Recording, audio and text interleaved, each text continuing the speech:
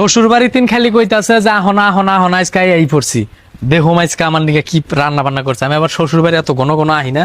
এই যে শ্বশুর বাড়ি সবকিছুই নিয়ে এলাম, মিষ্টি নিলাম, কলা নিছি, আম নিছি, কারণ শ্বশুর বাড়ি আইলে তো আর খালি হাতে হন যায় না, তাই না জসিম ভাই?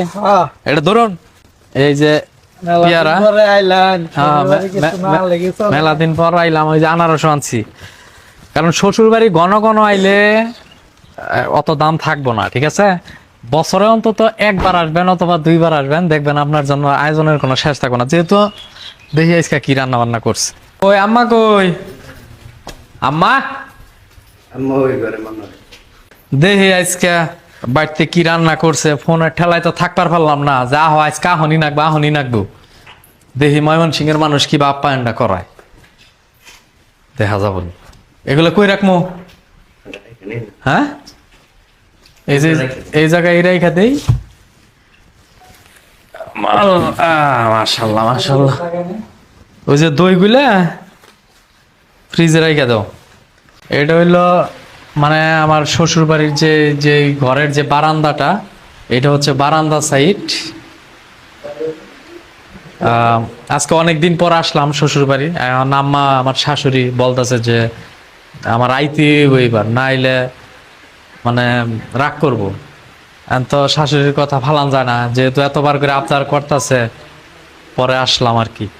আমি তো কখনো ভাবতেই পারি নাই যে আমার শ্বশুর বাড়ির লোকজন এতগুলো আইটেম করবে। এটা কি দিছে? গরুর মাংস, এটা হচ্ছে আপনার তেলাপিয়া, এটা হচ্ছে ট্যাংরা, এটা হচ্ছে আপনার মুরগি, এটা হচ্ছে হাঁস, এটা চিংড়ি, এটা কাতল, এটা কবুতর।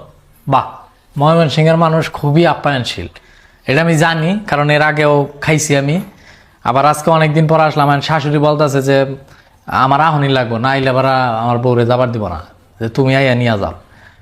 শাশুড়ি রাগ করলে পরা তোর আমি ওইটা আমারও নিজেরও খারাপ লাগবে যে আমি যদি না যাই আমার শাশুড়ি রাগ করবো। আমি শ্বশুর বাড়ি অত ঘন ঘন আসি না।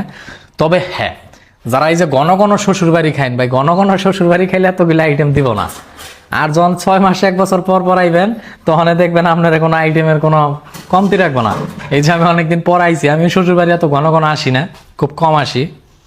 তবে যাই হোক, আমার খুবই ভালো লাগতেছে যে শ্বশুর বাড়ি আসার পর আমার লিগে এতগুলো আইটেম করছে। আমার কোনটা থুয়া কোনটা খাওয়া আমি তো কিছুই বুঝতেছি না। না এইগুলো কিন্তু সব খাওয়ান লাগবো, হ্যাঁ মনে থাকবো নি?